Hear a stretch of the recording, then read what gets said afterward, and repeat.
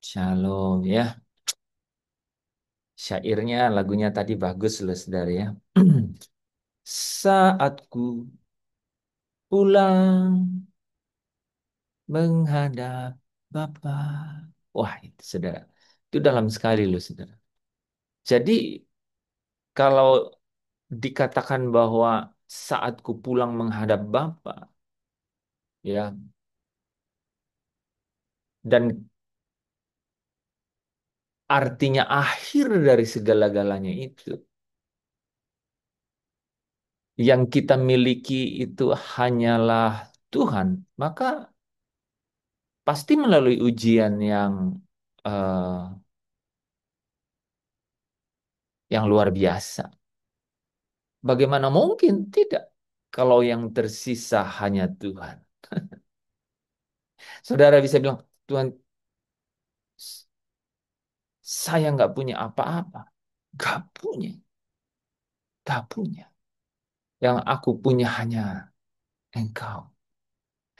Saudara pasti di dunia ini kelihatan tidak normal kan? Ya, tidak seperti bayangan orang pada umumnya. Tidak. Apalagi secara hikmat dunia atau secara mindset dunia. Pasti tidak. Saudara pulang dan berkata, hanya engkau yang kumiliki. Aku tidak punya apa-apa yang lain.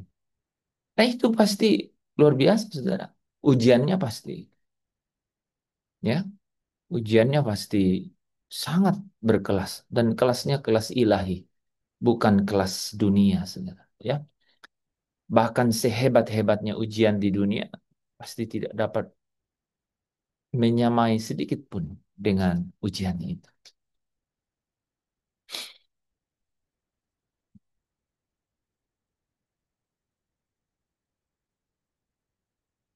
Ada dua hal yang menarik di lagu itu ya.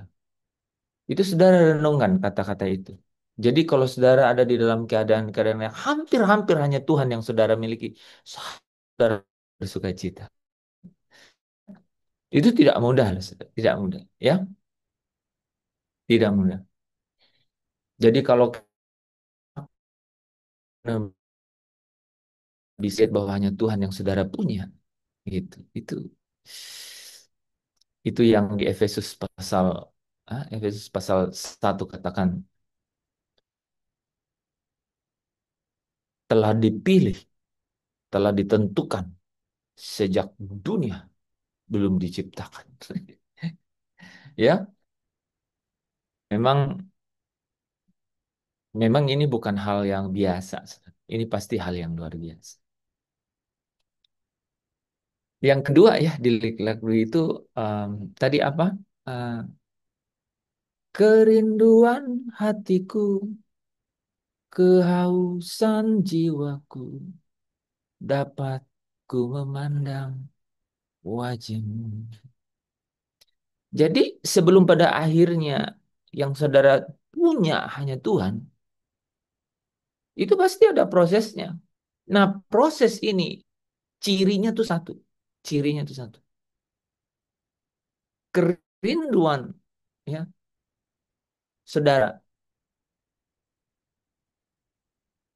kehausan saudara itu pasti orientasinya memang ke ujung.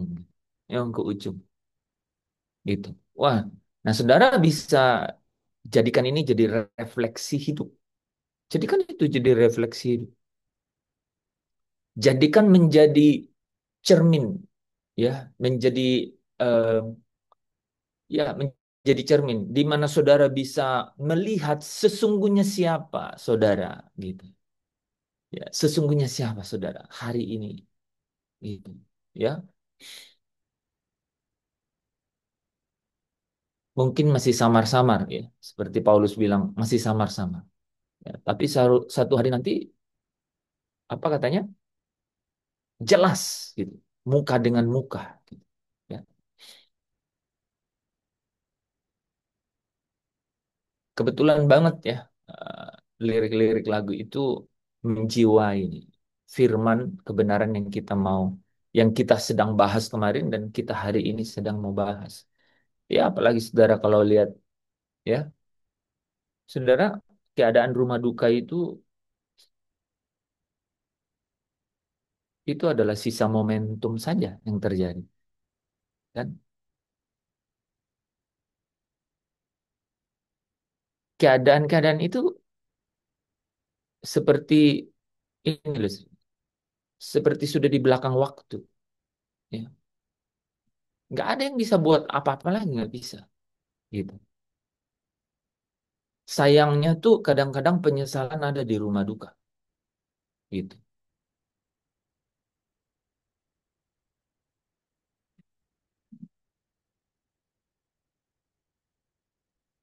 Eh, apa? Saudara kita Pak Daniel itu sejak sejak sebelum masuk rumah sakit saya sudah terus kontak dia. Masuk rumah sakit minggu pertama saya lihat, minggu kedua saya lihat, malah saya yang mengantar dia untuk pulang. Tepat setelah saya doa pelepasan, kegelisahan, kegundahannya dia langsung selesai. Dan dia tertidur. Dia sebenarnya minta supaya selang oksigennya dicabut setelah saya doa itu. Dan doanya berkali-kali sebenarnya. Hampir 1,5 jam. Kebetulan ada pendoa di situ yang bisa lihat keadaan spiritual. Jadi dia sebut semua, semua cerita lama. Bahkan orang terdekatnya juga tidak ada yang dia tidak ketahui. Saudara, Saudara jangan terperangah begitu. Belum tentu saudara lolos dari situ. Mungkin ada, ya mungkin ada. Kita punya hidden agenda kan? Ya, ada sesuatu yang kita simpan sendiri itu ya. Saya juga berpikir tuh ya. Kayaknya ada checklist tuh kalau mau masuk ke alam baka itu kayak ada checklist. Orang yang pernah buat janji dengan saudara itu muncul di situ, muncul gitu,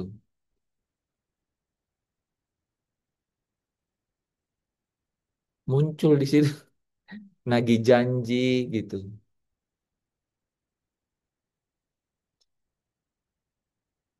Nah, itu ada beragam sih ya. Tapi tapi ada yang ini loh, ada yang apa? Ada yang biasa-biasa saja juga sih. Nggak ada kejadian khusus gitu, ya. Nggak ada kejadian khusus. Nah, saudara, maka gini, ya, maka eh,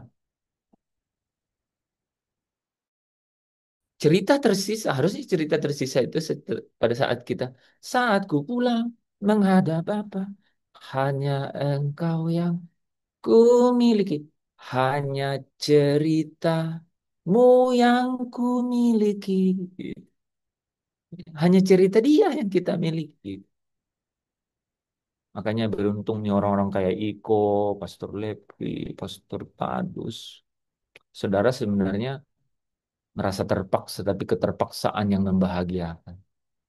Dibanding orang-orang yang sekuler nih harus berjuang sangat keras, kan? Kalau teman-teman kan mau nggak mau kan ke gereja. Emang mau kemana? Ya kan?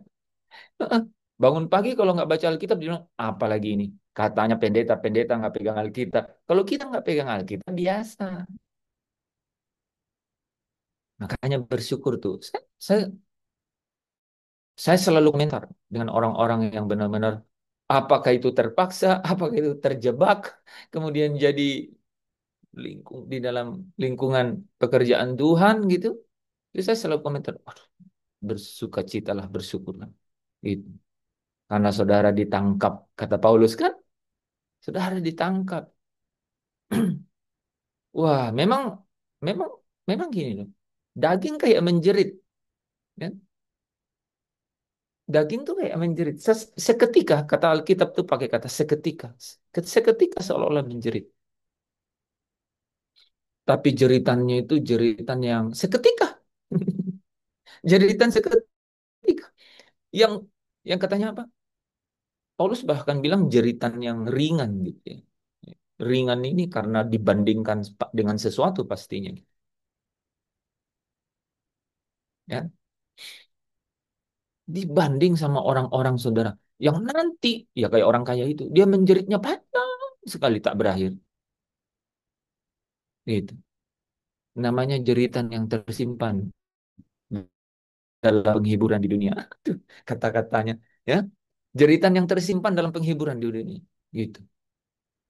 Saudara ngerti maksud saya aduh, saya ngomong begini tuh bukan bukan ngopi dari mana-mana atau coba, itu di dalam saya tuh ada tuh itu kayak memencerit gitu dengan melihat kenyamanan, kesuksesan. Aduh, saudara kalau lagi makan enak sekali tuh ada jeritan loh saudara, ada jeritan itu kayak ada jeritan. Kamu benar nggak sih itu makan enak banget itu kalau saudara sedang nyaman sekali di dunia itu kayak ada jeritan gitu, jeritan yang tersimpan untuk jeritan panjang itu bahaya sebenarnya. Saya pernah ngomong ya sama teman saya di India ya, karena tiap minggu kita kan call gitu. Saya kasih ini kan perumpamaan bahwa, waduh, em, apa itu?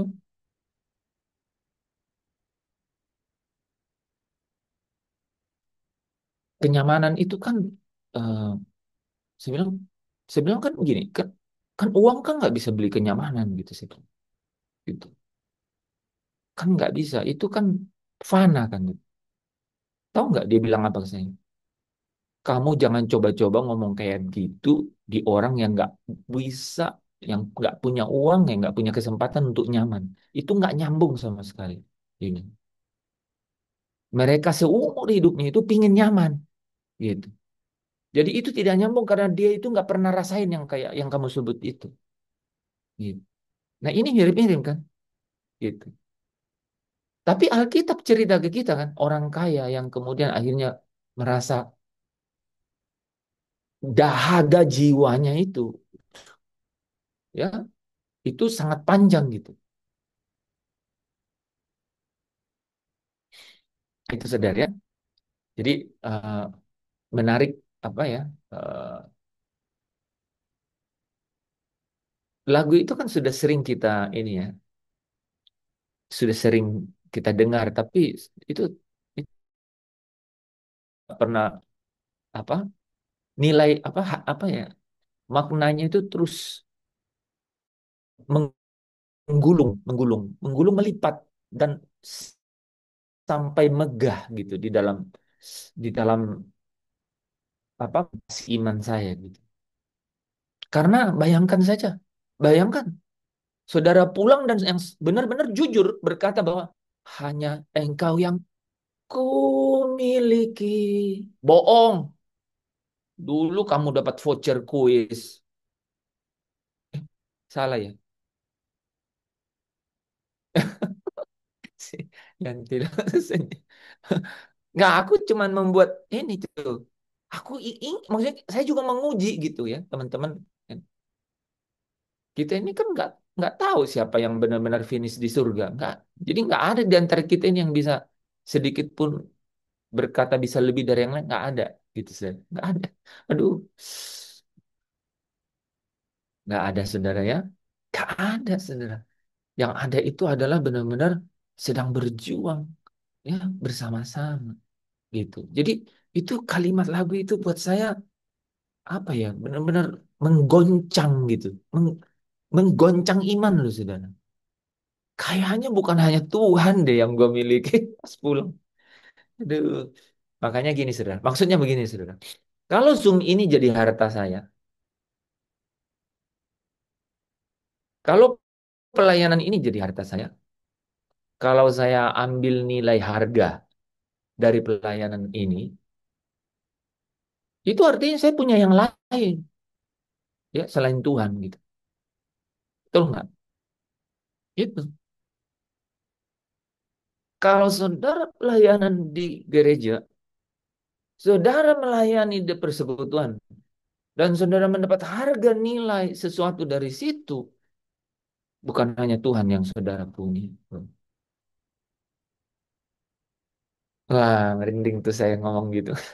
Ya, kalau saudara memberi sesuatu, berbagi sesuatu, dan saudara mendapat kredit, istilahnya kredit, gitu, respect untuk itu, hormat untuk itu, berarti bukan hanya Tuhan yang saudara punya ketika saudara pulang.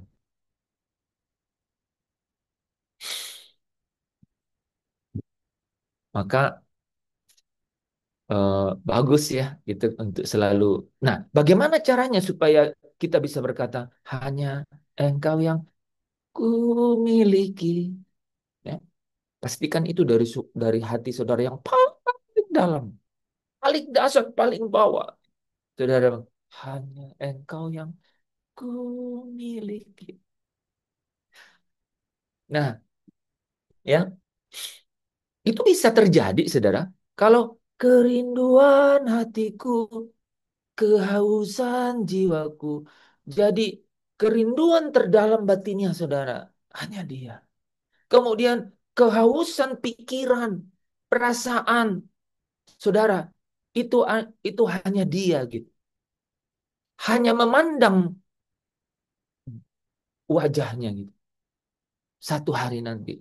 Jadi saudara apa? Menyingkirkan banyak hal untuk dihargai gitu. Untuk orang minta apa? Minta maaf ke saudara kalau dia salah, kan? Kata orang Timur jaga gengsi. Betul nggak sih? Itu aku dengar dari jaga gengsi. Kenapa sih nggak jaga gengsi? Ada jaga gengsi ya. Yang saya tahu jaga malam. Ada. Ini jaga gengsi. Benar saya dengar. Oke, ada begitu ya. Gitu. Nah, kalau kita masih jaga gengsi gitu, wis, ya itu. Berarti apa? Hasrat jiwa kita itu, perasaan kita itu bukan ingin memandang wajahnya gitu. Ya. Tapi apa? Kita ingin orang lain memandang wajah kita. Ya. Oh, lihat saya ini. Lihat, lihat saya ini. Oke, saudara. Sehingga eh, di dalam perjalanan itu, ya, jadi saya ini itu tadi ya, saya diingatkan satu hal bahwa ini bukan ini bukan eh, omong kosong belaka gitu. Oh, kalau Petrus pakai kata isapan jempol belaka. Ini tuh bukan isapan jempol belaka katanya. Bukan. Ini tuh benar-benar satu ontologis, satu kodrati, satu natur yang benar-benar membawa saya dan saudara terhisap dalam satu rencana, satu maksud. Wah, dan saya bukan hanya maksud sesuai dengan keputusan kehendaknya, tetapi sesuai dengan kerelaan kehendaknya. Saya bilang Tuhan, apapun yang di depan yang harus kami lewati, kami tidak akan surut, kami tidak akan pernah eh, tawar hati, tidak akan pernah. Karena kami tahu nilai yang terbesar yang Tuhan sudah berikan untuk menjadi perlengkapan gitu, ya, di tengah padang gurun gitu, di tengah padang gurun sampai di sampai memasuki kota, sampai kami memasuki kota. Ya, kalau Pak Stefanus pakai kata Kanaan yang baru, gitu. Sampai memasuki satu kota, ya, Yerusalem yang baru, yaitu Kanaan yang baru itu, ya. Jadi, jadi kita harus eh, memiliki mindset, cara pandang, saudara. Sejak dini, sejak saudara masih muda. Sejak saudara masih muda. Saya juga bisa berkata begitu ya. Memang, memang ya mudah-mudahan itu bisa saudara, saya impartasikan ke saudara juga ya. Karena saya dapat gitu momentum-momentum gitu sejak muda juga gitu, sejak muda. Bahwa perjalanan ini tuh eh, ya walau dalam bara mengukir permata. Jadi perjalanan ini tuh walau dalam bara itu memang mengukir permata gitu.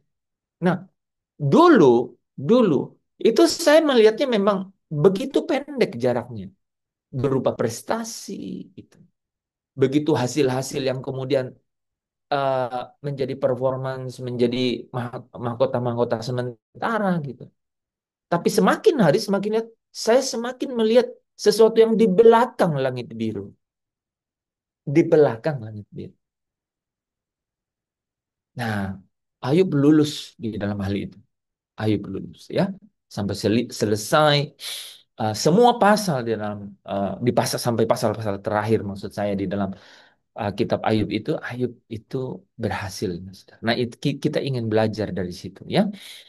Bagaimana sih melewati itu ya uh, dengan baik gitu ya. Nah, malam hari ini saudara, saya ingin mengajak saudara uh, merenungkan, belajar bersama. Bagaimana sih orang percaya bisa uh, melihat contoh iman seperti Ayub itu gitu, ya. Di tengah penderitaan yang buat kita belum berakhir, ya kan? Jangan Mira pikir sudah selesai. Mira masih panjang sekali. Ya, ya, masih, ya.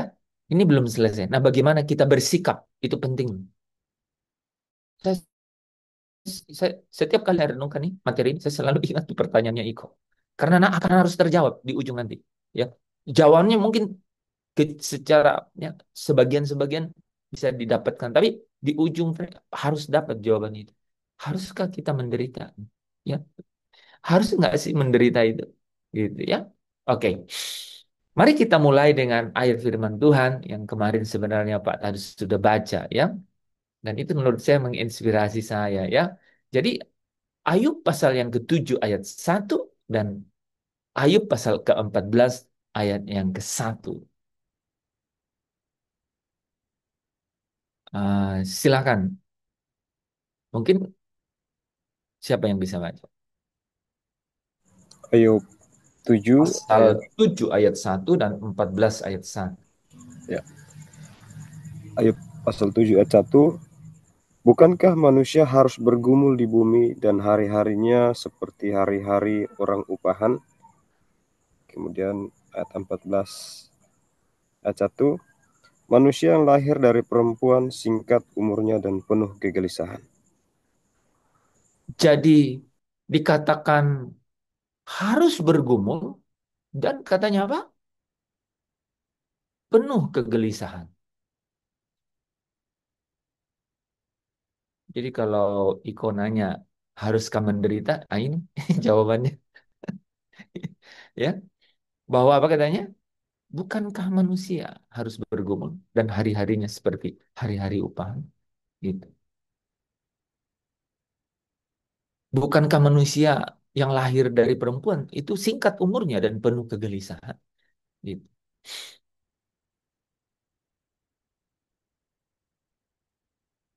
Itu kalau baca eh, pasal 14 ayat 2 itu lebih ini kan. Seperti bunga, ia berkembang, lalu layu. Seperti bayang-bayang, ia hilang lenyap dan tidak dapat bertahan. Rapuh, rentan, sudah. Rapuh, rentan. Gitu. Jadi dua ayat ini, ya, pasal 7 ayat 1 dan pasal 14 ayat 1 itu sama-sama menggambarkan sudut pandang yang realistis. Sudut pandang yang realistis, kenyataan, ya, yang tragis tentang hidup di dunia ini. Singkat, penuh penderitaan, penuh pergumulan. Gitu. penuh perjuangan. Gitu. Ya, dalam bahasa singkatnya dia penuh derita, gitu. Ya, cobaan, kesengsaraan, gitu. Nah,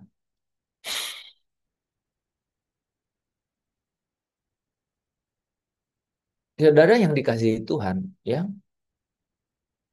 ketika Yohanes 10 ayat yang ke-10, ada yang bisa baca dulu? Yohanes 10 ayat yang ke-10.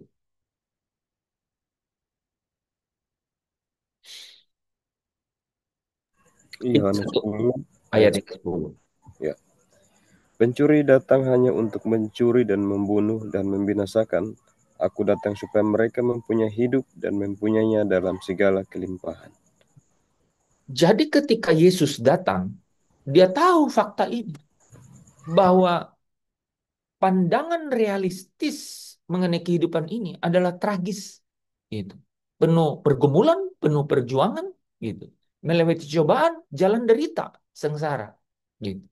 Rapuh, rapuh dan rentan. Itu kenyataan, gitu. Tetapi ketika dia datang, dia katakan, aku datang supaya mereka memiliki hidup. Nah, hidup di sini itu adalah hidup yang benar-benar menghancurkan kegelapan dari realitas hidup yang tadi itu, saudara. Gitu. Hidup yang tadi itu seolah-olah tidak berpengharapan, gitu. Dia tidak punya ujung, saudara. Ya, ujungnya adalah apa? Ini benar. Ujungnya adalah apa? Kebinasaan selama-lamanya, gitu. Ya, kalau saudara ingat ya, 2 Petrus pasal 3 katakan, dan dunia ini itu disimpan untuk penghakiman, disimpan. Nah, tetapi ketika Kristus datang, dia katakan, aku datang supaya mereka mempunyai hidup. Nah, hidup. Ya, kata hidup ini muncul, saudara. Coba ada yang baca 1 Yohanes pasal 5, 1 Yohanes pasal 5,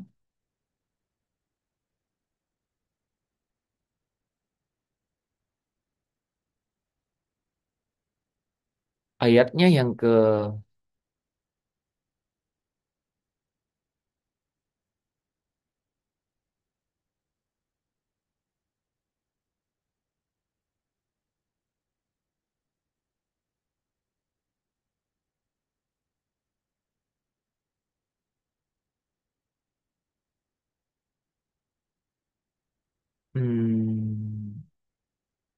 ke-11 dan ke-12. Dan inilah kesaksian itu, Allah telah mengaruniakan hidup yang kekal kepada kita dan hidup itu ada di dalam anaknya. Barang siapa memiliki anak, ia memiliki hidup. Barang siapa tidak memiliki anak, ia tidak memiliki hidup. Nah, itu ya. Jadi ada, ya. Jadi ada, ketika Yesus datang, dia memberikan satu eh, dimensi baru dari dari apa, saudara? Dari keadaan-keadaan yang eh, rapuh rentan tadi, rapuh rentan tadi, ya, yang eh, apa? Yang seolah-olah akan berakhir dengan apa? Dengan kebinasaan. Nah, itu dia datang dengan satu satu satu satu eh,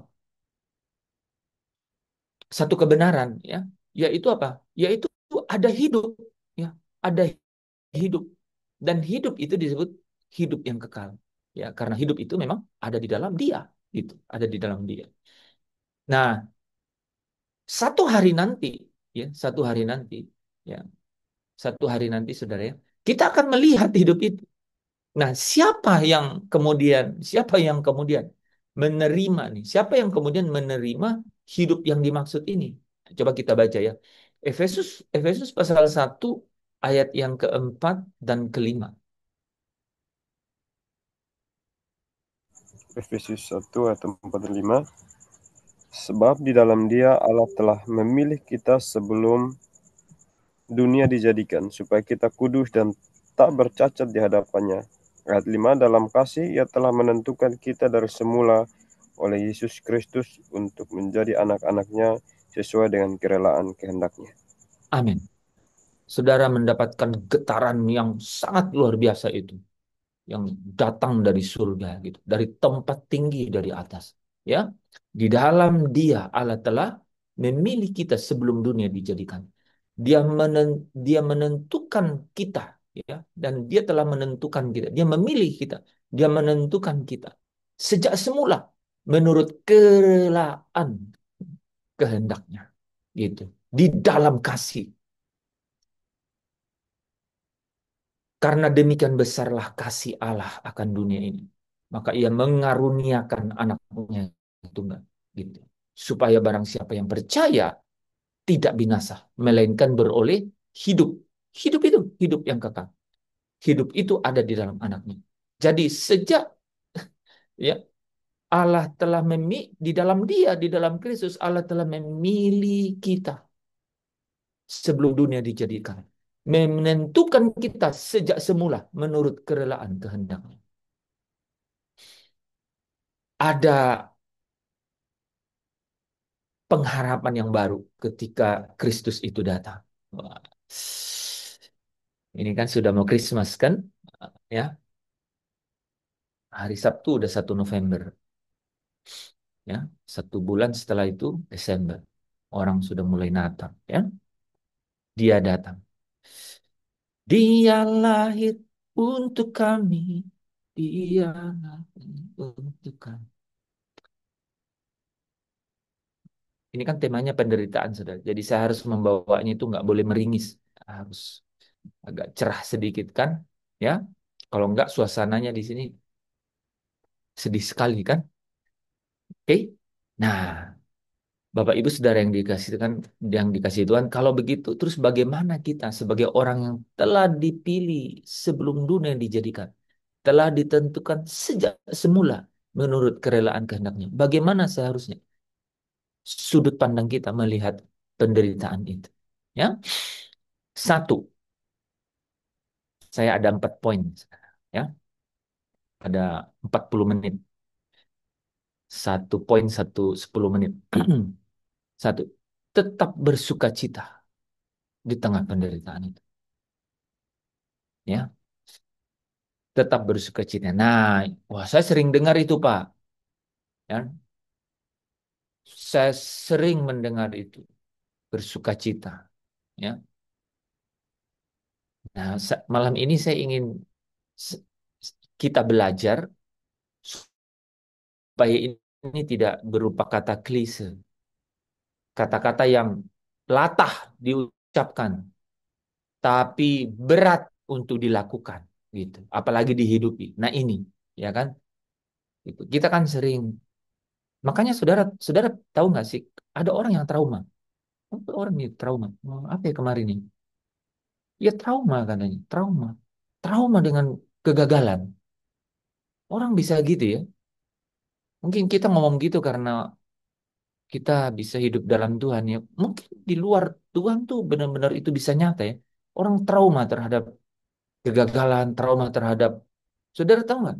Saya ketemu sama satu orang Flores di Bandung. Ya. Saya mau saya mau ajak dia pelayanan. Bukan, bukan, sorry, bukan saya ajak. Dia datang ke komunitas yang saya eh, lead gitu. Kemudian dia dengar cerita-cerita kan gitu. Bagaimana seharusnya orang meninggalkan duniaku tinggalkan. Coba. Dia pingin tahu gimana meninggalkan dunia gitu. Duniaku lupakan gimana.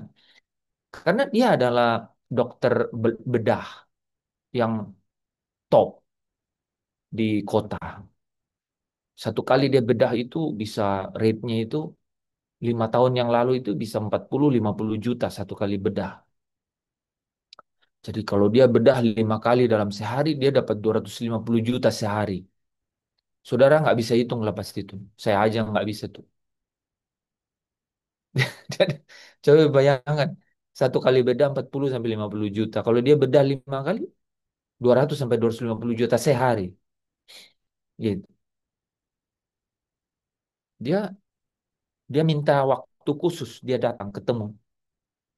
Saya bilang boleh saya ketemu gitu. Sarapannya dia bawa istri. Sorry, dia belum bawa istri. Pertemuan kedua baru dia bawa istri. Pertama, singkat cerita saja saudara ya, orang wah, kalau ketemu begitu bisa 2 jam. Itu bukan sarapan.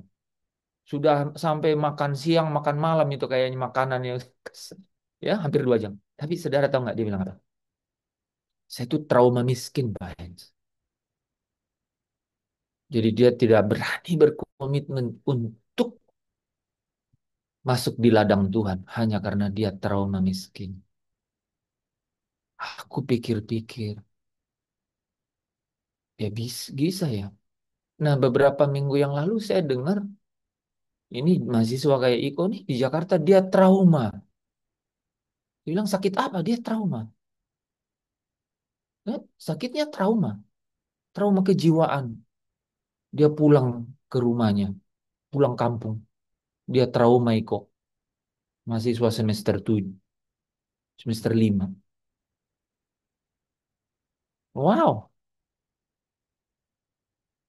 Nah, pasti jiwa seperti ini, ya pasti jiwa mengalami kegelisahan yang disebut sama Ayub pasal 14 ayat 1 tadi. Penuh kegelisahan. Nah, saudara, Yesus bilang, jangan gelisah. Ya, jangan gelisah.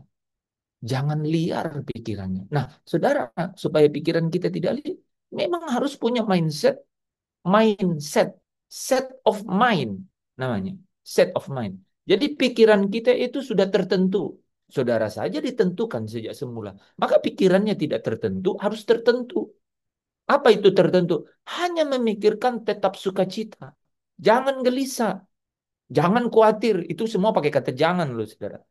Ya, jangan khawatir, jangan gelisah, jangan gentar hatimu.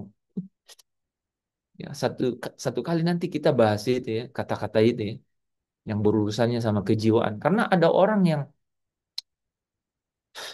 seolah-olah ngerti, tapi dia tidak pernah menang dengan kata-kata itu dalam hidupnya.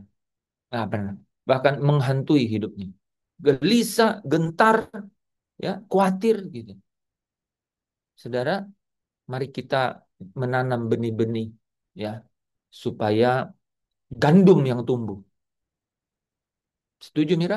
Gandum yang tumbuh, jangan ilalang yang tumbuh. Gitu. Hmm, betul loh, ya. Coba kita apa itu? Nah, ini contohnya kan gitu ya. Ini contohnya. Jadi punya set of mind, ya. Saudara tahu set menu ya? Set menu kalau kita mau makan. Ini punya set of mind, mindset gitu. Punya mindset. Apa yang kita harus pelihara? Ya? Gandum yang kita harus pelihara. Ya? Nah, jadi padang gurun nih, padang gurun tuh luas, saudara. Desert, desert itu luas, nggak berujung. Ada fata morgana di tengah padang gurun. Fata morgana itu tahu nggak, saudara? Ya, seperti ada tapi pas datang hilang. Nah, itu fata morgana. Ya, bayangan-bayangan kepalsuan di padang gurun sering ada. Nah, di tengah kehidupan kita di dunia ini, hati-hati, saudara. Dunia menyodorkan fata morgana. Seperti muncul kelihatan tapi pas dekat hilang, kepalsuan. Makanya disebut nabi palsu itu ada di padang gurun gitu. Ya, kita harus punya set of mind. 4 poin, saudara ya. Saya nggak mau terburu-buru masuk supaya saudara itu siap dulu terimanya. Kalau udah siap terimanya itu masuknya gampang, tong tong tong tong masuk semua, gitu. Kalau nggak siap, kalau nggak siap masuknya, mana tadi ya? Wah, yang tadi apa itu ya? Ya, oke. Soalnya saya bisa bilang begitu karena kalau di kuis ini ganti-ganti, ada yang di atas, ada yang di bawah, ada yang sama, ada yang disatuin. Berarti ini, ya, oke. Nggak apa-apa ya. Kalau saya ngomong begitu, percayalah, maksud saya tulus, ya. Tidak ada, ya, hanya engkau yang ku miliki, gitu ya. Jadi saya nggak punya, ya, apa yang kita miliki, saudara. Maksudnya Tuhan yang kita miliki, kan? Ketetapan keputusannya Tuhan yang kita miliki, ya. Rencananya Tuhan yang kita miliki, ya. The thoughts of peacefulness. Ya, for I know the plans that I have for you. Gitu ya.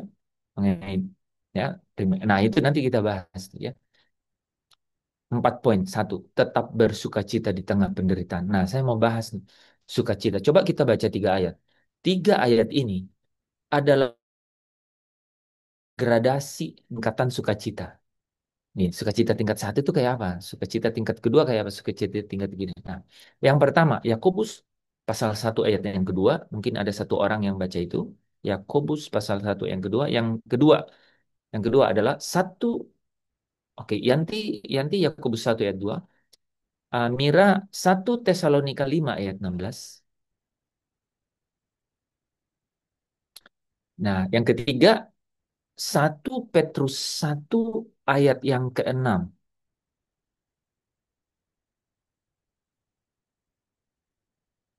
1 Petrus 1 ayat yang keenam. Wenda bisa baca?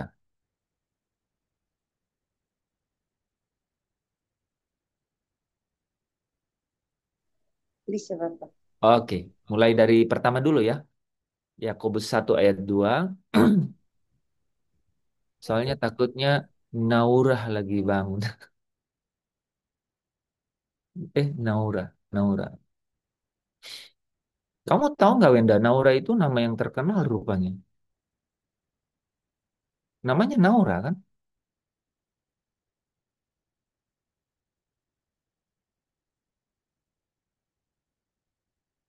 Wenda nggak dengar. Ya agak. Oke, kita mulai ayatnya. Silakan. Yakobus 1 ayat yang kedua, saudara-saudaraku, anggaplah sebagai suatu kebahagiaan apabila kamu jatuh ke dalam berbagai-bagai pencobaan. Saudara, kata kebahagiaan di situ itu sebenarnya berarti sukacita juga dari kata kara, Chara, kara. Ya, kara. Jadi sukacita sebenarnya. Kara dari akar kata karis itu. Karis. Nah, saudara udah tahu ya karis itu apa? Ada yang tahu karis?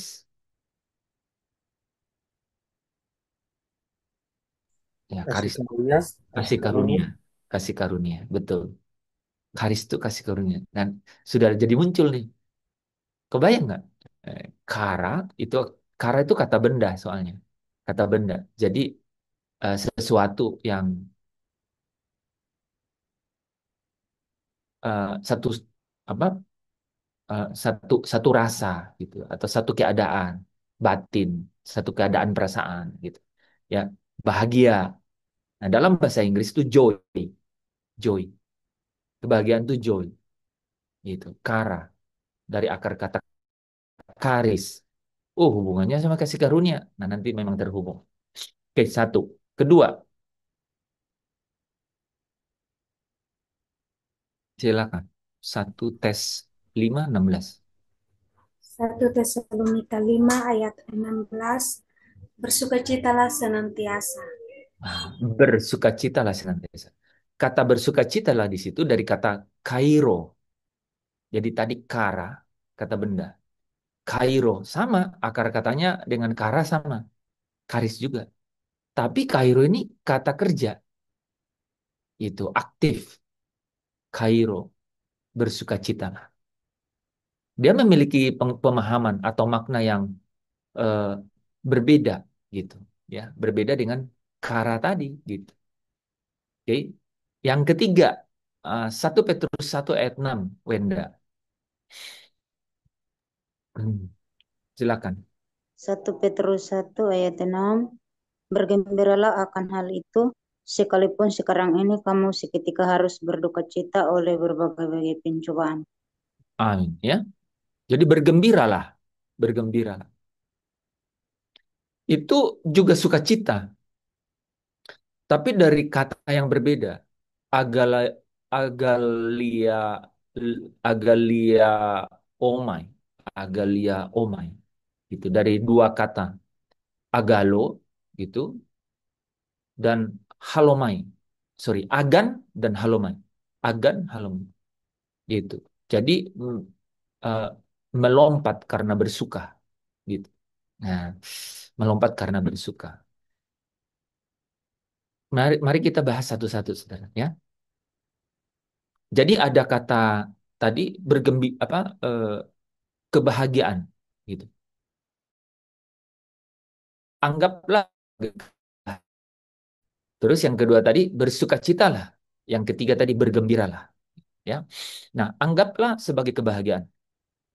Kara, gitu. Kara, kara. Jadi kata ini itu merupakan kata benda. Jadi anggaplah sebagai kebahagiaan kalau kamu jatuh ke dalam berbagai-bagai pencobaan.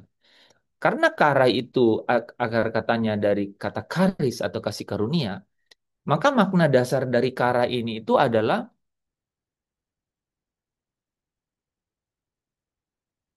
satu satu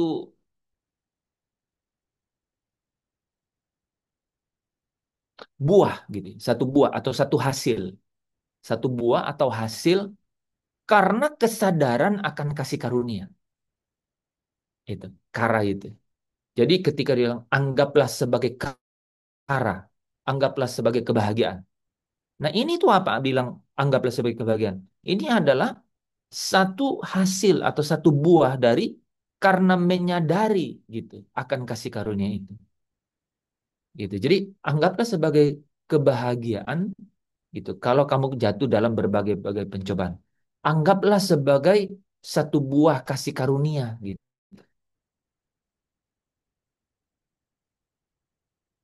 Jadi kebahagiaan di situ atau joy di situ, ya, kebahagiaan atau joy di situ, ya, itu bukan emosi yang sesaat atau spontan.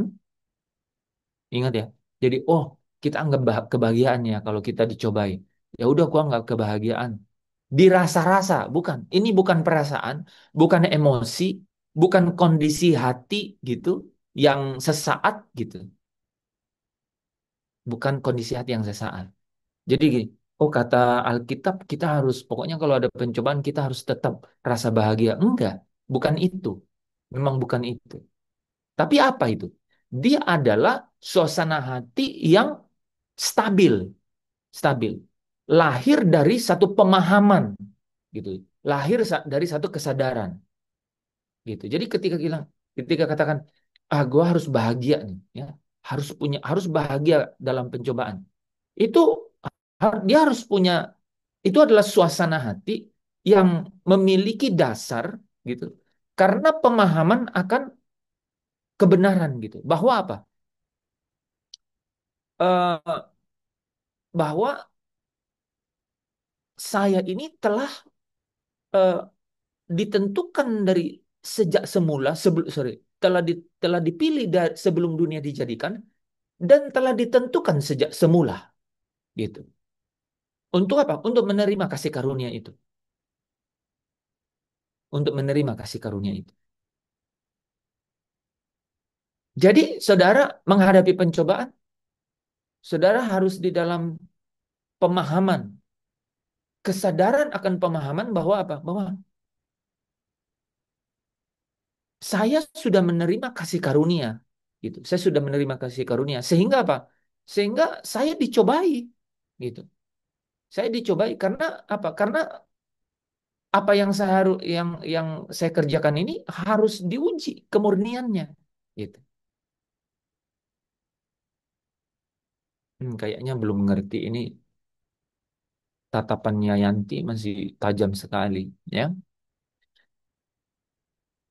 Jadi jadi Yakobus 1 ayat 2 ini Saudara, kara itu dipakai dalam konteks penderitaan sebagai ujian iman gitu. Jadi pencobaan itu adalah ujian iman gitu. Nah, coba coba ini deh. Coba baca ayat yang tadi ya. Coba baca ayat 3-nya sama ayat 4 kalau nggak salah.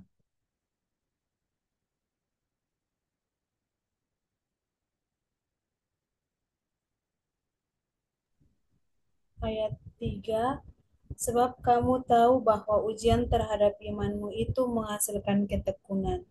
Dan biarkanlah ketekunan itu memperoleh buah yang matang, supaya kamu menjadi sempurna dan utuh dan tak kekurangan suatu apapun.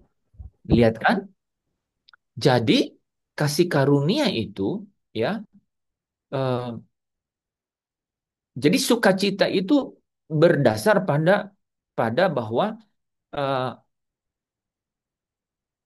kita melihat pencobaan-pencobaan itu sebagai sarana kasih karunia Allah untuk pertumbuhan iman kita.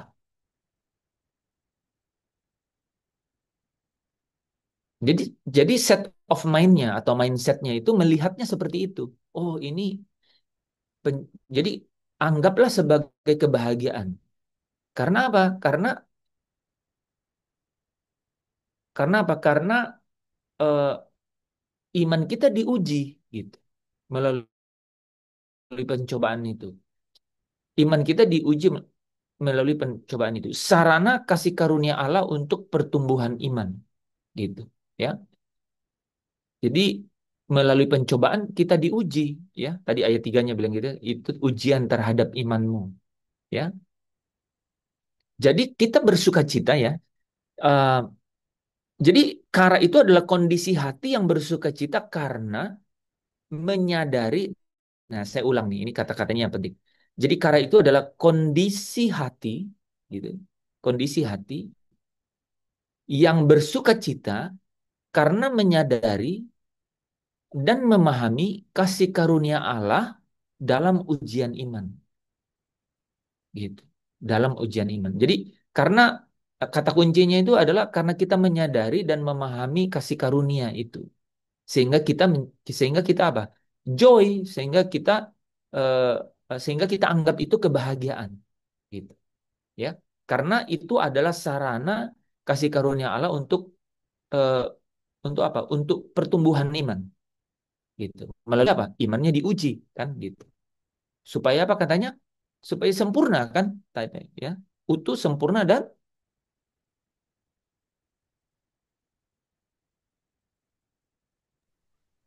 Tak kekurangan satu Tak apa. bercatat celah. tak kekurangan. Bukan Pak Tadus, makanya saya berhenti karena saya kayak lupa-lupa ingat. Tak kekurangan satu apapun. Agak-agak beda tuh di Yakobus ini tuh bagus ada kata baru. Tak kekurangan satu apapun. Sempurna, utuh, dan tak kekurangan satu apapun. Ya, oke, ya. Jadi sukacita karena apa? Karena kasih karunia, gitu. Sukacita karena kasih karunia. Sukacita karena kasih karunia itu apa? Pemberian Allah, kan, ya. Efesus pasal 2 ayat 8, kan? Itu adalah pemberian Allah ayat 9, bukan hasil usahamu, ya. Jadi kita sukacita karena kita menerima kasih karunia itu, gitu ya. Jadi apapun yang terjadi, pencobaan yang kita hadapi, kita tetap memiliki cara pandang bahwa kita harus tetap bersukacita. Karena apa? Karena kita telah menerima kasih karunia, gitu. Bersukacitalah di dalam Tuhan, gitu, ya. Bersukacitalah di dalam Tuhan. Nah, ini anggaplah kebahagiaan, ya. Filipi 4 ayat 4, ya. Benar ya, bersukacitalah di dalam Tuhan. Sekali lagi katakan bersukacitalah. Nah, kita tuh sukacitanya itu karena apa? Karena kasih karunia, ya. Karah rupanya, karah, ya. Nah, yang kedua, Saudara, ya. eh, sorry, bukan yang kedua. Ya, yang kedua, ya, mengenai sukacita ini. Dari 4 poin, baru poin pertama sukacita. Jadi kita harus sukacita dalam arti bahagia, ya, yaitu anggap sebagai kebahagiaan, joy, itu ya, kebahagiaan. Itu karena apa? Eh, karena kita ada sukacita, gitu. Sekalipun kita dicobai, itu pencobaan itu adalah sarana untuk supaya menguji iman kita, gitu. Kita tetap bersukacita. Orang, nih saudara, ya, orang yang tidak menerima kasih karunia Allah, untuk apa dia dicobai? Kan dia nggak ada iman, gitu, ya kan? Oke, nah ya, yang kedua itu yang 1 Tesalonika 5 ayat 16. Kairo, Kairo. Nah, saudara, ini kata kerja dari kara. Jadi kara itu kata bendanya. Bahagia Saudara pernah dengar kata rejoice? Pernah kan? Nah, coba bayangkan tuh, joy itu bahagia. Rejoice itu berbahagia gitu. Atau bersuka cita. Nah, dalam bahasa Inggris ini pakai kata rejoice. Atau dalam bahasa Yunaninya kairo, kairo. Tadi kara, ini kairo.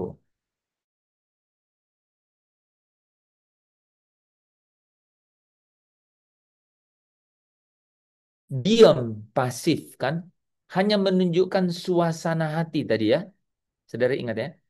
Itu menunjukkan suasana atau kondisi hati ya yang bersuka cita karena menyadari dan memahami akan kasih karunia Allah dalam apa dalam eh, eh, ujian iman ya dalam ujian iman ya. Nah, kalau ini saudara ya, eh, jadi yang kedua set of mind atau mindset yang kita harus punya itu adalah bersuka cita dalam arti apa? Bersuka cita dalam arti secara aktif bersuka cita. Secara aktif bersuka cita. Jadi Paulus memerintahkan agar orang percaya memelihara sukacita itu terus-menerus. Karena apa? Karena dasar dasar sukacita adalah kasih karunia, bukan keadaan gitu. Nah, artinya begini. Kan yang pertama tadi aku bersukacita karena aku sudah dipilih di dalam Kristus sebelum dunia dijadikan. Ditentukan untuk menjadi anak-anak Allah sejak semula menurut kerelaan kehendaknya.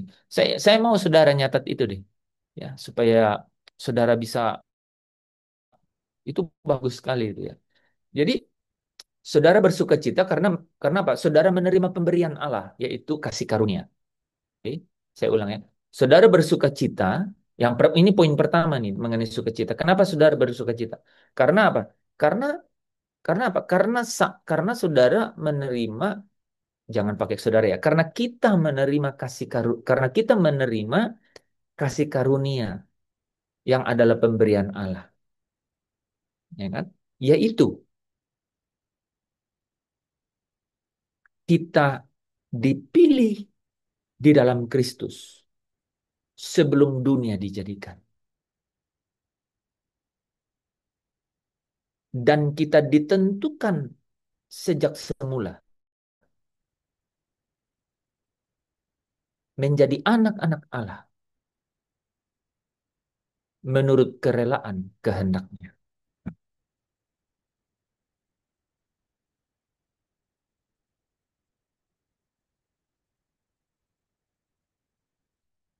Bisa? Oke, saya ulangi sekali lagi cek tulisannya ya. Jadi kita bersuka cita itu karena apa? Karena kita menerima pemberian Allah yaitu kasih karunia atau dibalik menerima kasih karunia yaitu pemberian Allah yaitu kita dipilih sebelum dunia dijadikan di dalam Kristus atau dibalik yaitu di dalam Kristus kita telah dipilih sebelum dunia dijadikan dan kita ditentukan sejak semula menjadi anak-anak Allah menurut kerelaan kehendaknya. Saudara bisa putar-putar tapi kata-kata kuncinya nggak mungkin hilang gitu ya. Itu sukacita kita itu. Nah, tapi tahu nggak? Kan kita bergerak, kita berdinamika, ya kan? Kita eh, diberikan tanggung jawab, jadi mahasiswa, jadi pelayan Tuhan, jadi eh, jadi profesional di marketplace, gitu kan? Gitu. Jadi pengusaha, jadi bisnismen, gitu. Kita menghadapi yang namanya eh, apa tantangan-tantangan, gitu. Ya, kita menghadapi yang namanya eh, apa dinamika di dalam setiap kemana kita diutus kan gitu kan. Nah, muncul nih kondisi kedua dari bersuka cita gitu. Di dalam keadaan-keadaan seperti itu, saudara dikasih tugas di kampus, ya harus menyelesaikan tugas akhir, harus belajar supaya ujiannya bisa itu sukses, dapat nilai A gitu, kan? Saudara harus apa aktif gitu ya, menyusun bahan-bahan khotbah gitu, belajar gitu supaya bisa eh, menyampaikan gitu ya kebenaran-kebenaran itu. Tapi saudara pasti ketemu dengan apa? Dengan kendala, dengan ya, dengan ya cobaan gitu, ya. Coba kan gitu. Pak Tadus lagi siapin Mbak materi untuk khotbah atau eh, pelayanan, tapi dia juga harus urus anaknya. Ya itu tantangan itu, gitu. Wah, eh, bisa apa? Bisa ada suasana hati yang bisa berubah gitu, sehingga tidak fokus dalam keadaan-keadaan gitu. Nah ini gradasi sukacita yang kedua datang. Bersukacitalah senantiasa, gitu. Senantiasa bersukacitalah, gitu. Jadi harus aktif bersukacita, harus memilih untuk bersukacita, gitu ya. Jadi ini menggambarkan sukacita yang berakar pada, nah ini berakar pada eh, pengenalan akan Allah, gitu.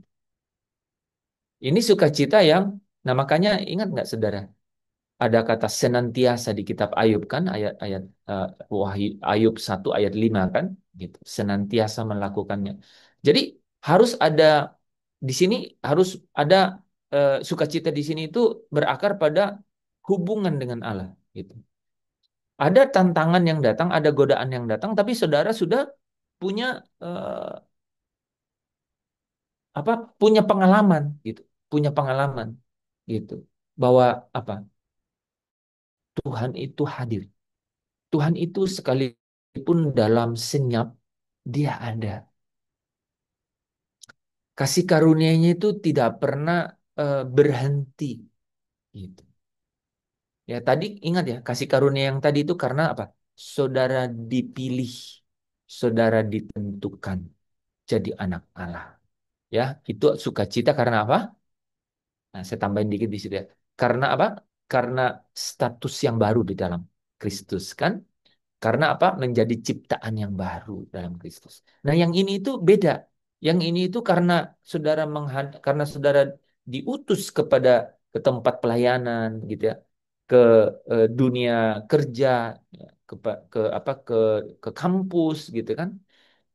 Maka saudara akan menghadapi yang namanya dinamika di dalam setiap pengutusan itu, ladang-ladang itu. Ada cobaan, ada rintangan gitu, ya. Nah, Alkitab berkata, bersukacitalah senantiasa, ya. Eh, Paulus menekankan sukacita yang berkesinambungan dan terpelihara, gitu, ya. Di tengah segala keadaan, segala situasi. Karena apa? Karena dasar sukacitanya bukan keadaan, ya. Tadi itu ini kan bersentuhan sama keadaan, sehingga dia kata kerja, bersukacitalah, aktif, gitu. Karena ya bukan karena jadi sukacita sukacita sekalipun lihat keadaan, tapi tetap memilih untuk sukacita karena saudara sadar, saudara sadar bahwa apa? Allah hadir, ya. Allah hadir, Allah peduli itu, ya, gitu. Nah, jadi saya simpulkan ya. Jadi sukacita yang kedua itu, saudara, itu adalah tindakan aktif memelihara sukacita yang berakar pada hubungan dengan Allah gitu.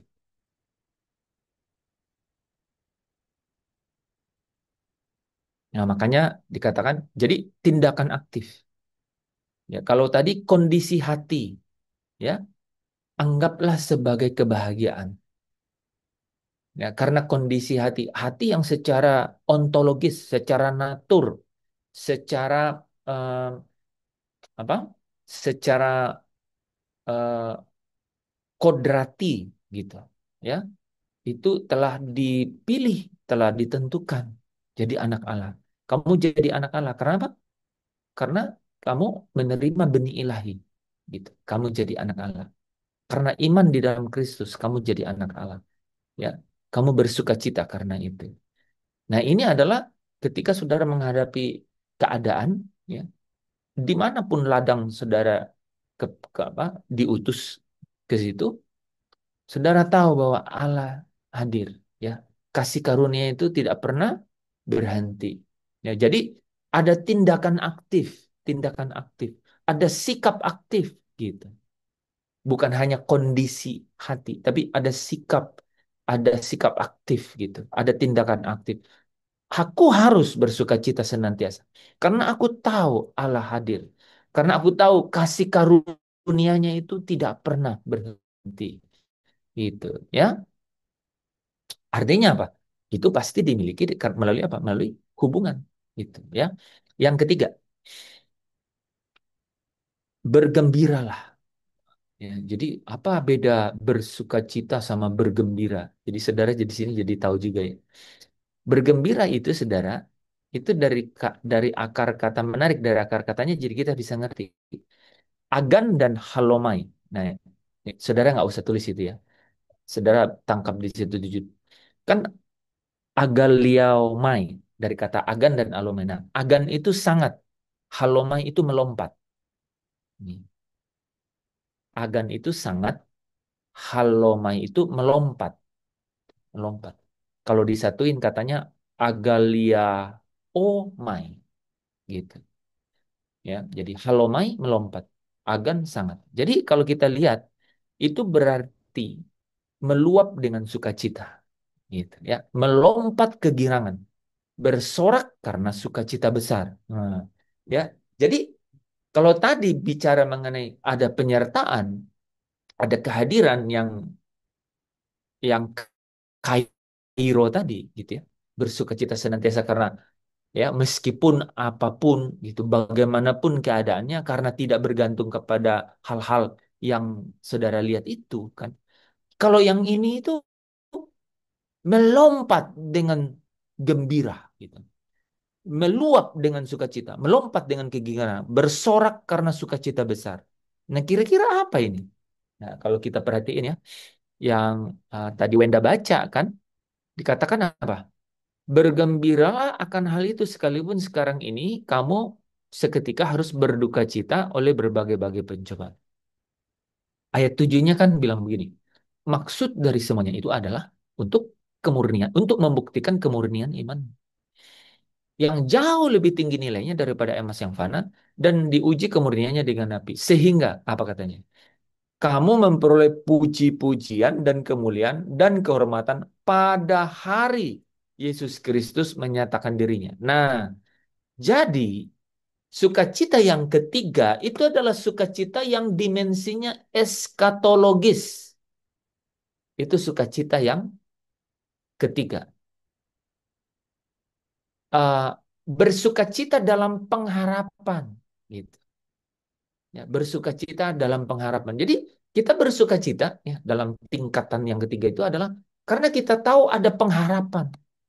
Dan kata sukacitanya itu menarik, lebih hebat, lebih heboh gitu, lebih heboh. Katanya kan tadi menarik ya, melompat, sangat melompat gitu. Jadi bergirang, ya. Secara harafiah diartikan melompat karena sangat gembira, gitu. Itu bersukacita yang ketiga. Ya, menarik juga ya kalau kita, ya. Itu dibilang melompat karena sangat gembira.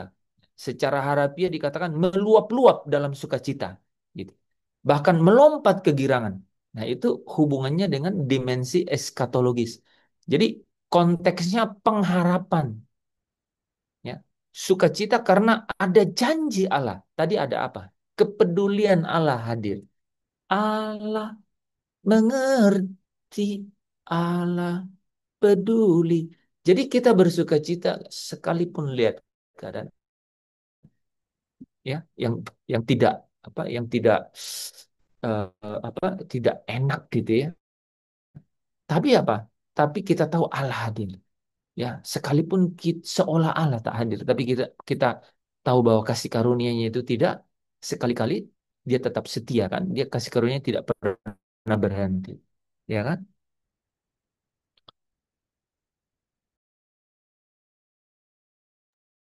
Nah, gitu ya. Kalau ini, saudara, kalau ini itu adalah eh, karena janji Allah. Sukacita karena janji Allah akan pengharapan, akan kemuliaan, gitu. Ya. Jadi kita bersukacita karena karena apa? Karena ada janji Allah, yaitu apa? Pengharapan akan keselamatan dan menerima kemuliaan Allah, gitu. Ya. Pengharapan akan keselamatan dan menerima kemuliaan Allah. Saya simpulkan ya, tadi kata-kata kunci ada kan. Jadi sukacita yang ketiga ya dalam bahasa Yunani-nya agaliaomai. Ya. Jadi saudara lihat di sabda ya. Itu adalah luapan sukacita. Nah, kalau tadi itu em, tindakan aktif atau sikap aktif tadi itu kan. Kalau tadi ya yang Kairo bersuka tindakan aktif atau eh, sikap aktif. Kalau ini itu luapan sukacita, luapan sukacita. Yang apa? Yang melampaui penderitaan, yang melampaui penderitaan itu. Karena karena apa? Karena janji Allah, yaitu pengharapan akan keselamatan dan pengharapan akan dimuliakan bersama Allah. Gitu. Ya, pengharapan akan menerima kemuliaan Allah. Sorry ya, hati-hati pakai kata itu. Karena ya, pengharapan akan keselamatan dan pengharapan akan menerima kemuliaan Allah. Itu sukacita itu. Nah, kalau saudara ingat ayatnya itu kan Roma 8 ayat 17, ya kan? Kita tahu sekarang kan. Sorry. Sorry, sorry. Roma 8 ayat 18 ya. Ya, kita tak apa aku tahu eh, kita tahu bahwa penderitaan sekarang ini tidak dapat dibandingkan dengan kemuliaan yang akan kita terima kan Roma 8:18 atau 2 Korintus 4 ayat 17. Nah, penderitaan ringan yang sekarang ini mengerjakan kemuliaan kekal yang apa katanya melebihi segala-galanya ya, melebihi segala-galanya. Jauh lebih besar dari segala-galanya ya. Oke. Nah, saudara bisa lihat. Jadi poin pertama, set of mind yang kita harus punya atau mindset yang kita harus punya adalah apa? Tetap bersuka cita. Satu, karena apa? Saudara menerima kasih karunia, ya kan? Karena saudara dipilih sebelum dunia dijadikan, ditetapkan sejak semula untuk menjadi anak-anak, ya, sesuai dengan kerelaan kehendak. Saudara bersuka cita karena itu, sekalipun ada pencobaan, ya, anggaplah sebagai kegembiraan, anggaplah sebagai joy, gitu. Yang kedua adalah sukacita karena apa? Sikap, ya. Oh, sorry. Um, Tadi itu kondisi hati kan? Nah, ini bentar ya. Saudara jangan salah ini ya. Jadi kita bersukacita itu sukacitanya karena apa? Sukacita yang pertama itu kan karena kondisi hati kan? Gitu. Karena kondisi hati yang bersukacita karena menyadari dan memahami kasih karunia Allah ya di dalam ujian iman ya. Nah, yang kedua kita bersukacita karena apa? Karena kasih karunia Allah itu tidak pernah berhenti ya. Allah peduli, Allah hadir di dalam segala keadaan itu ya. Yang ketiga adalah karena janji Allah. Kita bersukacita karena janji Allah. Ya, luapan sukacita karena apa? Yang melampaui penderitaan karena apa? Karena ada janji Allah ya. Itu pengharapan akan keselamatan dan pengharapan akan menerima kemuliaan Allah. Itu terus tetaplah bersukacita ya. Yang kedua, tetaplah berdoa. Hmm, ya, tetaplah berdoa.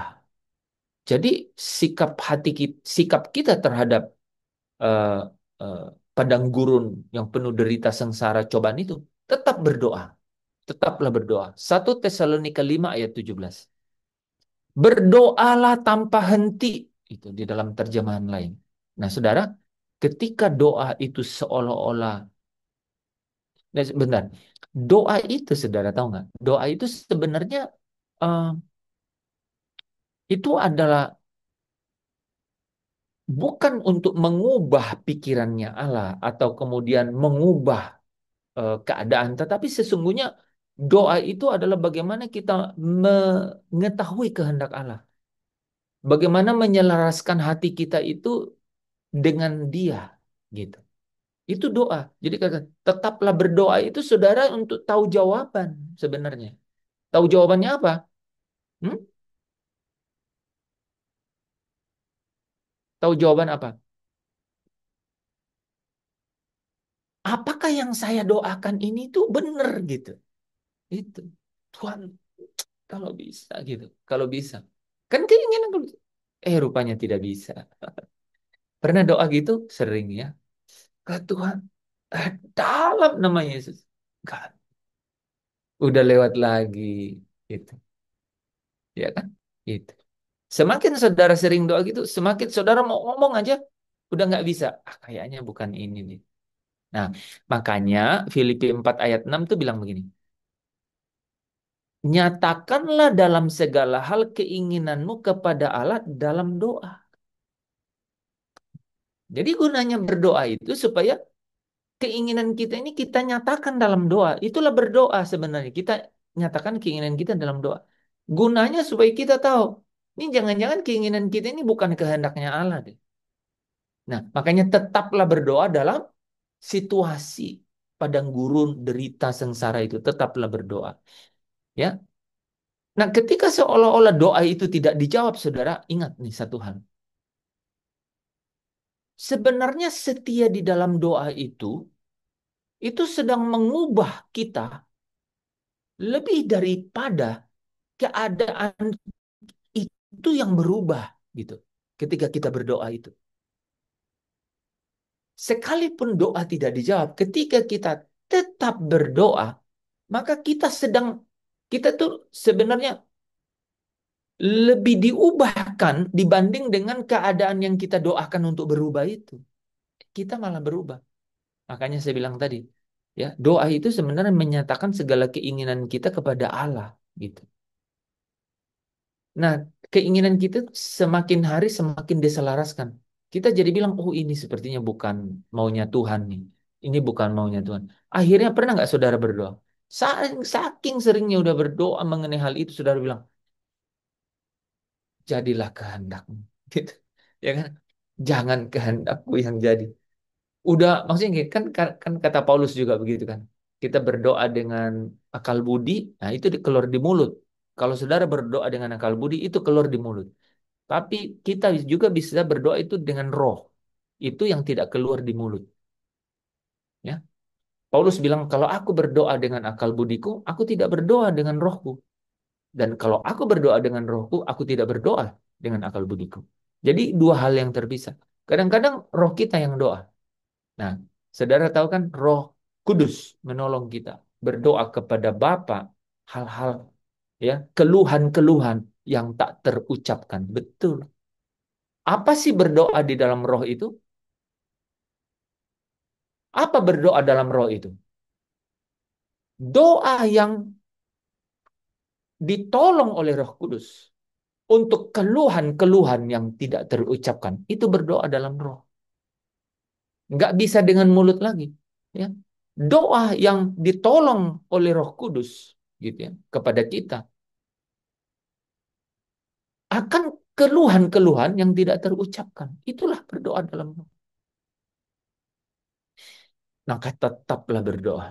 Jadi kalau saudara berdoa dan mulut masih ngomong, tetap berdoa. Sampai mulut nggak ngomong, itu Roh Kudus sudah yang doa. Itu bagus juga itu. Itu bagus saudara uji. Tahap doa. Sampai saudara lipat tangan, jadilah kehendakmu. Oh, benar-benar penyerahan penuh. Wah, itu saudara sampai saudara bisa bilang, jadi tidak jadi udah terserah aja Tuhan. Ya, asal kau bersamaku. Emang saudara perjalanan iman tuh memang menurut saya indah sekali. Menurut saya ya saudara. Saya nggak tahu saudara ya. Pasti saudara juga pengen ya berkata begitu. Iya indah sekali karena kita bisa. Ibrani 5 ayat 7. Jangankan kita saudara. Yesus saja dikatakan dalam hidupnya sebagai manusia. Ia telah mempersembahkan doa. dan permohonan. Bahkan dikatakan dengan ratap tangis dan keluhan kepada Dia. Jadi set of mind, mindset melihat padang gurun, tetaplah berdoa itu adalah teladan Kristus. Itu teladan Kristus. Jangan berhenti berbicara kepada Allah. Meskipun hanya berkata, Tuhan, Tuhan, aku lelah, tapi aku tetap di sini. Wah, itu menarik. Gitu. Tuhan, aku lelah, tapi aku tetap di sini. Berharap, menunggu, ya, menunggu, ya. Jangan berhenti, jangan berhenti berbicara atau berdoa. Ya, jangan berhenti berbicara kepada Allah atau berdoa. Jangan berhenti menyatakan segala keinginanmu di dalam doa, ya, dan permohonan kepada Allah. Ya, meskipun hanya sekadar berkata, Tuhan, aku lelah berdoa, tapi aku tetap ada di sini. Jadikan doa sebagai ruang keintiman. Saya senang. Jadikan doa itu jadi ruang keintiman. Jadikan doa itu menjadi sesuatu yang sakral gitu, sesuatu yang saudara, banyak loh teman saya, saudara yang bilang, sorry ya, gue lagi ada jam doa. Gue bilang, wow gitu. Itu kayak kayak kayak sinyal listrik gitu loh. Sorry ya, gue ada jam doa. Gitu. Jadikan ruang keintiman doa itu, berbicara dengan Tuhan, menyatakan keinginan saudara di dalamnya, gitu, berbicara, gitu, ya. Jadi bukan hanya sekadar daftar permintaan gitu ya. Saudara kalau mau belajar ada apa? Ada contoh-contoh doa, ya. Ada mazmur-mazmur yang menyatakan keluhan yang jujur, ya, namun tetap berakar pada kebenaran. Saudara bisa nanti baca Mazmur Mazmur 42, Mazmur Mazmur pasal 77 dan 88. Wah, itu keluhan-keluhan doa, ya. Saudara coba ya, Mazmur 42, 77 dan 8. Dua lagi. Kalau dua, yang pertama dan kedua sih yang yang perlu banget gitu ya. Tetap bersukacita dan tetap berdoa ya. Tadi saudara tetap berdoa itu dalamnya saudara ya. Tetap berdoa itu berbicara sangat ini ya. Betul, Roma 8 ya ayat 26 dan 27. Roh Kudus membantu kita dalam doa juga. Betul yang saya sebut tadi itu loh. Jadi berdoa dalam roh. Nah ini Iko ya. Jadi Paulus katakan kalau aku berdoa dengan akal budi, aku nggak berdoa. Kalau aku sedang berdoa dalam roh, aku tidak berdoa dengan akal budi. Nah berdoa dengan akal budi itu kita masih omong. Tuhan, semester ini berat, tapi aku tahu eh, kuk yang kau berikan kepada aku itu ringan. Kayak gitu kan? Masih bisa, masih bisa ngomong. Tapi ada yang namanya berdoa dengan roh. Aku berdoa dengan roh. Nah, ini berdoa dengan roh itu kalau mulut nggak bisa ngomong lagi. Ini saudara nggak bisa. Pernah nggak saudara begitu? Saya sering gitu.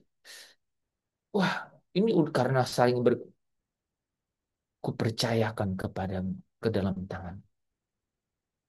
Ku ikuti apa mau terjadilah. Gitu. Gitu. Saudara, nah artinya kalau kita berdoa dengan roh itu artinya apa? Roh Kudus yang menolong kita berdoa apa? Untuk keluhan-keluhan yang tidak terucapkan. Gitu. Kan memang keluhan-keluhan yang tidak itu Roh Kudus, itu berdoa dalam roh. Itu Iko, betul. Roma 8 ya. Eh, yang ketiga dan keempat, saudara ya, yang ketiga dulu. Tetap percaya saat kita tidak mengerti jalannya. Tetap percaya. Kemarin kita udah baca ayatnya. 2 Korintus 5 ayat 7.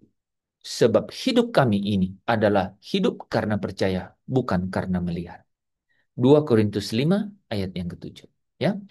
Jadi iman sejati itu tumbuh bukan di keadaan yang baik-baik, tenang, di masa yang apa baik-baik saja gitu ya. Tetapi justru di dalam lembah sunyi, ya, ya di dalam eh, keadaan seolah-olah apa apa bayang-bayang maut di dalam lembah kegelapan gitu, kekelaman gitu ya.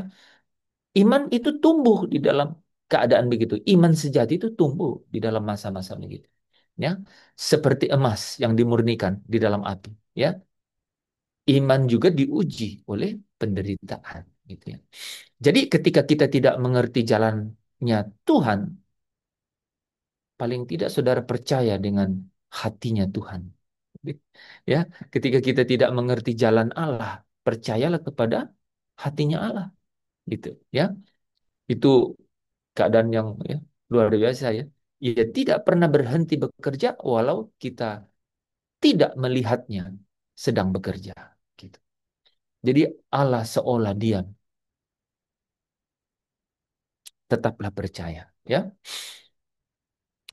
ingat saudara, apa yang tampak diam itu bisa saja sedang sedang secara aktif terjadi. Gitu. Sedang secara aktif itu bertumbuh. Nah, coba kita lihat ya. Ada ayat yang bagus tuh, ya. Markus pasal 4 ayat 26 sampai 28. Markus pasal 4 ayat 26 sampai 28. Jadi tetap percaya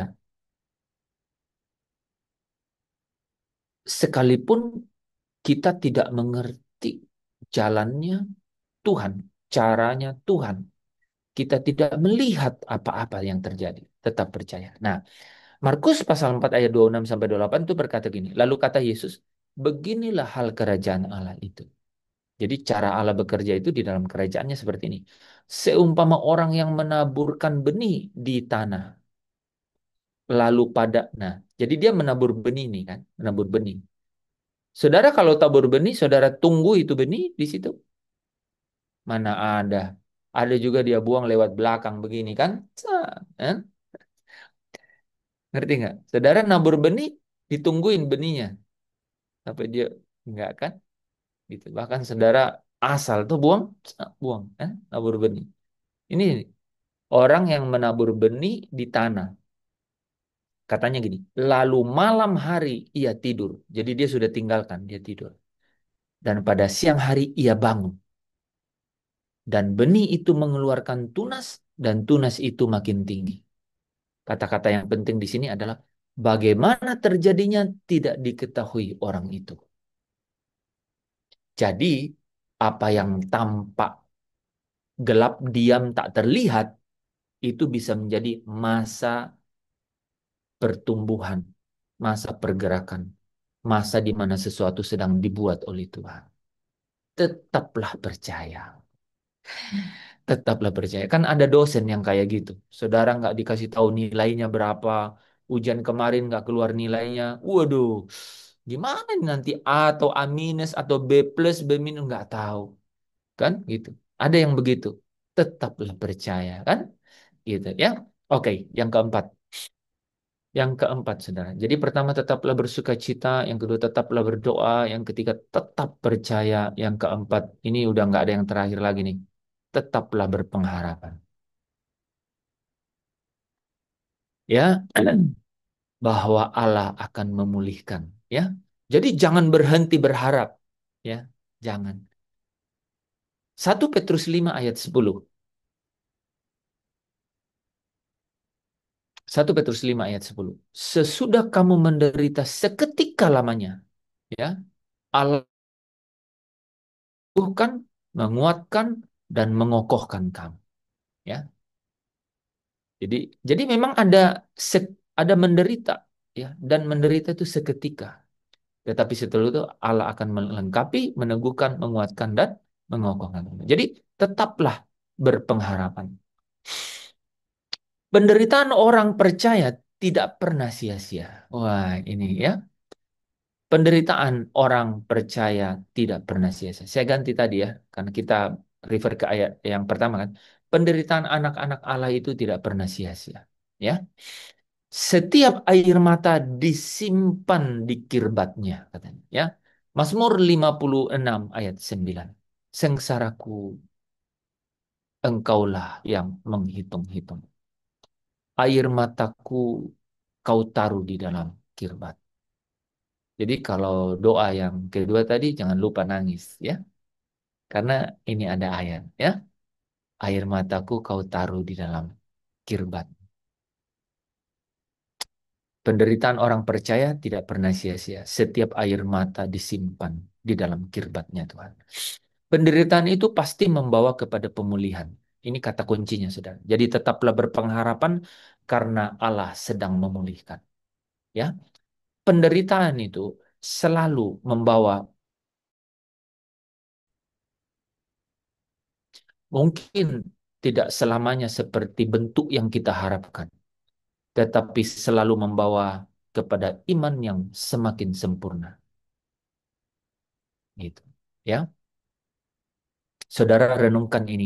Apa yang sedang Allah bentuk dalam diriku lewat penderitaan itu. Jadi pasti ada pemulihan. Nah,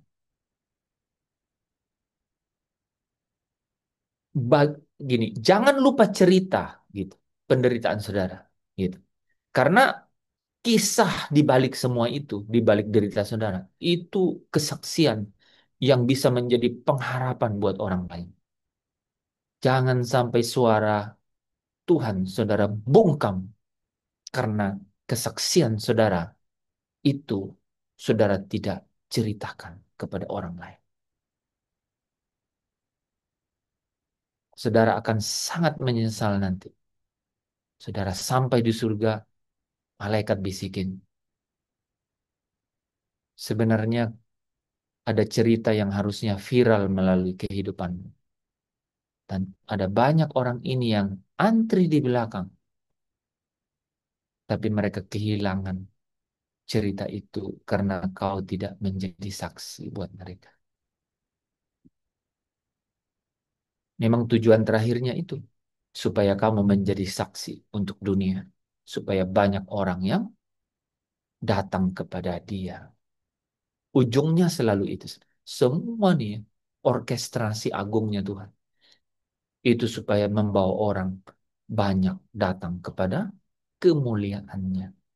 Tetaplah berpengharapan karena Allah itu sedang bekerja untuk pemulihan. Dan jangan lupa ya saksikan ya kisah-kisah itu. Karena itu adalah suara Tuhan yang bisa menjangkau banyak orang. Amin. Kita tutup dengan doa ya. Bapa kami syukur untuk semua harta surgawi ini yang boleh Engkau tabur malam hari ini di dalam hatiku, melalui mulutku, saudaraku yang lain bisa menerimanya. Tuhan meteraikan, hamba berhenti bicara, tetapi Engkau akan terus bekerja di dalam kami. Terus mengerjakan pemulihan di dalam kami. Terima kasih. Jadikan kami Tuhan yang jadi surat Kristus yang terbuka. Supaya kesaksian yang lahir dari uh, kesadaran kami mengenai maksud Tuhan di dalam setiap setiap sengsara derita, setiap cobaan yang kami lewati. Supaya itu menjadi suara yang menjadi kesaksian buat orang bahwa Engkau berdaulat di atas semuanya. Engkau yang pegang kendali di atas semuanya. Dan tidak ada rancanganmu yang gagal. Tidak ada rencanamu yang gagal. Terima kasih Bapa. Tolong kami untuk menikmati semua pekerjaan ini. Supaya sungguh-sungguh Engkaulah yang hasrat kami rindukan Tuhan. Yang menjadi keinginan dan kebahagiaan kami. Satu-satunya. Sampai kami berkata, Engkau cukup bagi kami. Bagi hidup kami. Terima kasih. Di dalam anakmu, putramu, Kristus Yesus. Yang telah memberikan hidupnya bagi dunia. Yang telah menjadi pokok keselamatan. Yang membawa kami Tuhan. Menarik kami datang kepada. Kami mengucap syukur dan berdoa. Saudara yang bersuka cita yang percaya bersama dengan saya katakan amin. Amin. Amin. Amin.